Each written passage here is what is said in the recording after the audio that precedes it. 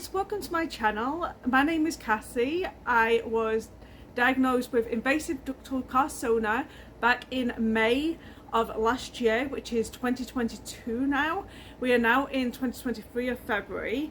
I've done all of my treatments. So I've had, first of all, I had surgery to remove the lump. Then I had chemotherapy, and then I went on to do radiation. And now all my treatments are complete. I am on estrogen tablets.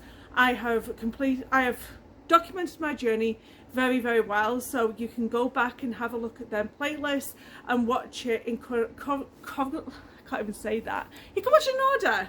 There you go. Of like everything that I've done, and done everything from like telling people about my port that I had put in. Absolutely everything has been documented. In today's video, I am going to talk about the nails, my nail situation, because that ended up getting pretty bad.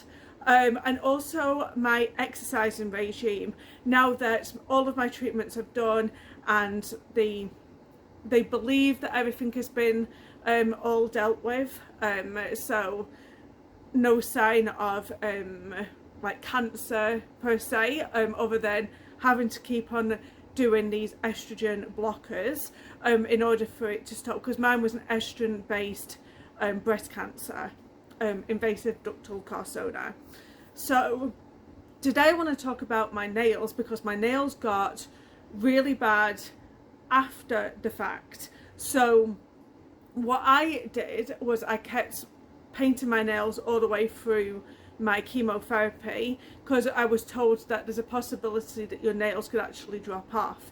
Now, I didn't notice anything weird about my nails until I actually finished my chemotherapy, and you can see ridges in my nails. Now, I would like for people to comment in the box down below if you had problems with your nails also, and I'm going to do a little bit of a zoom in of each nail, and I'll show you what I mean. I'm hoping you can kind of catch these ridges that I'm talking about, and I'll explain a little bit further like what's happening. And also, I'm not putting anything on my nails now. I'm just keeping them, like, just doing nothing with them. I'm just going to let them just grow out, and I'm just filing them down. So please let me know if in the comment box down below if you've been struggling with your nails as well and you're getting this particular issue, and maybe if you've been doing anything to like help your nails, let me know in that comment box down below. So let's have a closer look at my nails. So this is a really good example. Now you can see that there's like 3 lines going across here. Now I'm not quite sure if those 3 lines are each individual chemotherapy that I've actually had, and it's kind of like a rock formation. Do you know how over the years you see like the different kinds of rock coming in and the different waters as it's like gone down? It's kind of like that sort of thing. And anytime so when it grows up here and I start getting any white coming through, if I'm making the bed or if I do something, I can actually just knock it off really easily.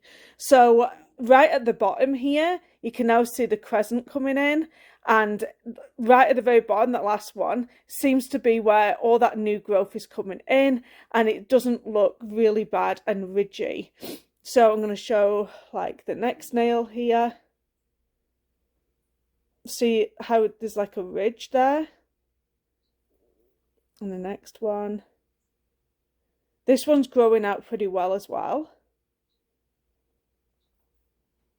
It kind of looks like you've got shellac on the nails, but I don't. This is literally like my nail. This one's particularly bad. And then going over here. This one's just growing out. I'm just managing to grow this out here. So this one's going to have really nice nail very shortly, very soon. And then this one's bad. And then this one. So that's what my nails look like, and that's how they ended up looking after chemotherapy. So if yours are looking like that, let me know in that comment box down below. And I also like to try and just keep them very, very short. Now, I have a sewing channel and I used to have really long, pretty nails, very long, natural nails. And these are just, I'm just not very happy with them right now. But it is what it is, and they will grow back. But I just want to document it so you guys can see what I'm going through with my chemotherapy nails.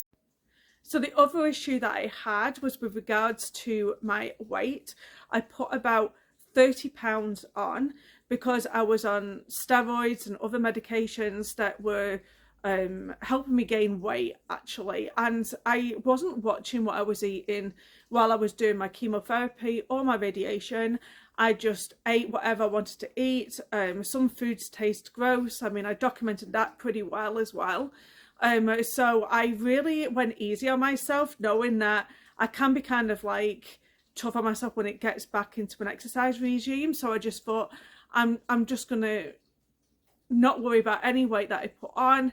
And so my before weight and my after weight were, so I did have my weight measurements just before this all happened, which was May of 2022. Like I said, I was 166 pounds, 166.8.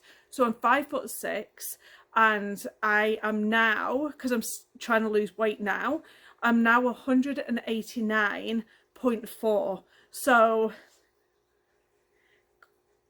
30 pounds overweight. So I'm not very happy about that, but it is what it is, and I knew I had to deal with that after the fact. And so what I started to do was started with walking, because walking was a low intensity exercise, and I have a watch that tracks my steps, and I do at least 12,000 steps every single day. I have to do that. I don't care if I get my steps in the house, walking up and down stairs, walking around everywhere. As long as I get my 12,000 steps. If I'm bored of doing it in the house, I'll go to the mall where it's warmer, because I live in a really cold climate here in Edmonton, Alberta. Or I'll go outside, like, I don't know, I'll just do something where I can get my 12,000 steps in. So today I've decided to add in the rowing machine. So here I have my Concept 2 rowing machine. I had it when I actually did compete in a bikini competition once over, so I know what it means to get fit and active. So I am going to be doing 5 minutes on the rowing machine along with my 12,000 steps. If you want to learn anything about how to do the rowing machine properly, I have found this brilliant guy on YouTube, and I'm going to link to him down below, because he shows you how to do your posture correctly. So go and check him out. I'm not like, I don't know this guy. I'm just showing you this guy's video. He does a really good breakdown on how to row properly with proper posture, etc., etc. So along with the 12,000 steps, the 5-minute rowing, and trying to eat healthier.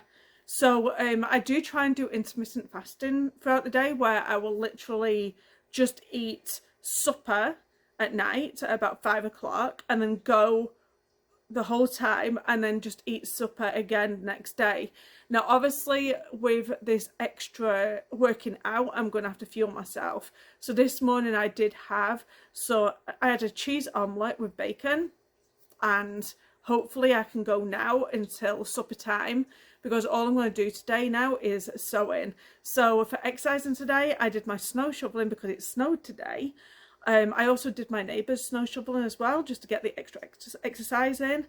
And I did my 5 minutes of rowing, and I also did my, I'm going to be doing my 12,000 steps. So that's going to be my exercise. And then when that 5 minutes of rowing every day gets easier on me, because I'm finding it's still, my back still hurts in certain places, and my shoulders can still hurt, and I can still get a little bit of fatigue from all of this. So I'm just trying to go in gradually rather than like going in like a bull in a china shop. So yes, I'm going in slowly, and once that gets easier for me, I am going to just keep increasing it and increasing it and increasing it. So like I said, if you have anything to comment down below about the nail situation or the exercising or the eating, leave it in that comment box down below. And like I said, I will link in the description down below that the rowing guy so you can see like what your posture should be like and how to row properly and not hurt your back or hurt yourself. And rowing is a really good exercise because it's like low impact on like your overall body, so that as well as walking is a really good exercise. But obviously consult your doctor and find out what's right for you. This is what I'm personally doing, and I need to get back down to that 166 basically, and I want to get down to it before summer. And we're in February now, and I want to look cute in shorts for the summer.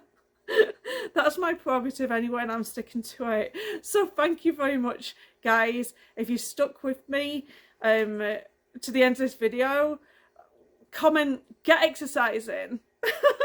Thank you. Bye.